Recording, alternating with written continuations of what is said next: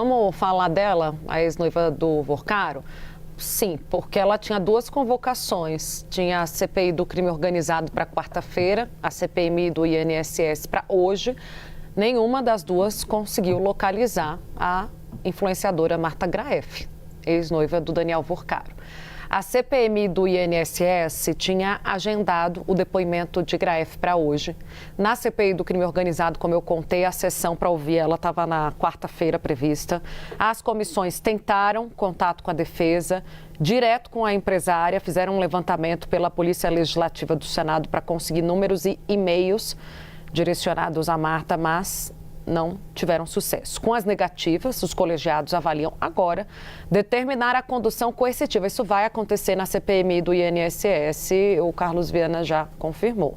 Se a convocada, isso ele me disse ontem, tá? Se a convocada optar por não comparecer sem justificativa, a CPMI não vai ficar inerte. Vamos cumprir o procedimento legal e acionar o judiciário para garantir o depoimento. Leia-se condução coercitiva, é pedir à justiça que determine a condução da influenciadora. A Polícia Legislativa, como eu dizia, do Senado foi quem fez um levantamento a pedido da cúpula das duas CPIs para identificar esses contatos, o e-mail, o número de telefone vinculado ao nome da Marta Graeff, que, by the way, mora nos Estados Unidos. A suspeita que motivou a convocação é de que ela teria ajudado, portanto, o ex-banqueiro a ocultar patrimônios ligados ao dono do Master. As CPIs buscam esclarecer o possível papel dela nessa movimentação e num movimento para encobrir os bens relacionados ao caso Master. Clarissa e Isabel, vem comigo para a gente poder analisar esse depoimento que ia acontecer. Não vai, mas porque seria necessário, diante até da revelação, Clarissa, de que tinha um trust no nome da Marta Graeff. Jonas Maia trouxe na semana passada, no diálogo ela até pergunta para ele o que significa um trust, mas enfim, tinha lá imóveis dentro desse trust que estavam no nome da Marta Graeff. Um barco, pelo que a gente viu, pelas conversa que vazou ali dos dois também, no nome da ex-noiva do Vorcaro.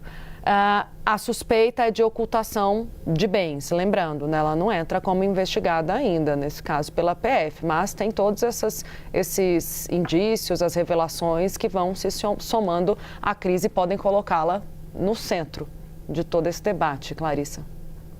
Pois é, Tainá, mas no centro de qual debate? A gente está falando da CPMI e dos desvios do INSS, não é uma CPMI do caso Master. Claro que há algo de conexão entre os dois episódios, mas a gente vê aí uma comissão que está com dificuldade de ganhar sobrevivência, tentando manter aceso o holofote em cima dos trabalhos dos parlamentares para tentar justificar uma prorrogação. A gente não pode deixar de observar que, se a gente olhar para o histórico, o caso do Banco Master e o eventual vínculo com o episódio dos desvios do INSS acabou servindo para que essa CPMI conseguisse manter alguma visibilidade, manter o seu trabalho ali pujante de alguma forma, sem ter de fato conseguido avançar em oitivas de figuras que eram peças-chave muito mais entranhadas no esquema do INSS, em parte por conta de decisões do Supremo Tribunal Federal, que acabaram ali isentando alguns dos convocados de comparecerem às CPMIs. Então, isso acabou eliminando até mesmo aquele constrangimento da pessoa que vai até o Congresso Nacional, mas permanece em silêncio, dizendo que não tem informações a abrir porque não quer produzir provas contra si próprio. Mas a partir do momento em que essas pessoas estão sendo liberadas pelo Supremo de, inclusive, aparecer lá, isso acaba espremendo ainda mais os trabalhos de uma comissão que já vem tendo dificuldade de avançar e de entregar elementos consistentes, fatos novos a respeito de uma investigação.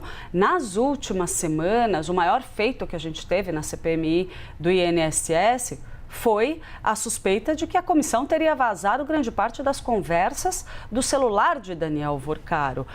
E isso só acaba contribuindo para jogar ainda mais luz sobre a ideia de que essa CPMI se tornou principalmente palco de um jogo político-eleitoral, muito mais do que o palco de uma real tentativa de fazer a investigação de desvios de aposentadorias e pensões do INSS, que é o objeto desta comissão. Sim, vamos lembrar, houve uma tentativa de instalar uma comissão do caso Master. Ela não prosperou no Congresso Nacional.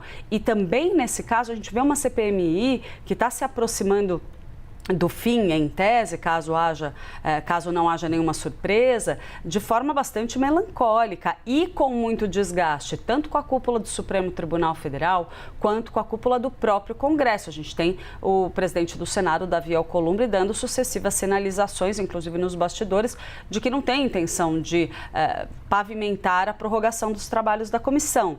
E a gente sabe que tem forças políticas em todos os campos, esquerda, centro, direita, que também não tem interesse em ver essa investigação avançar ainda mais, principalmente considerando que a gente está ingressando no período aí mais intenso de pré-campanha eleitoral. Então, esse contexto todo acaba levantando mais uma vez a ideia de que não que Marta Greff não deva ser alvo de atenções a partir do momento em que a gente tem essa suspeita de que ela poderia ter ocultado patrimônio para Daniel Vorcaro. Isso é válido. A pergunta é se esse deve ser o objetivo central de uma CPMI que está se aproximando do fim, com disputa sobre relatórios sem ter muito a entregar.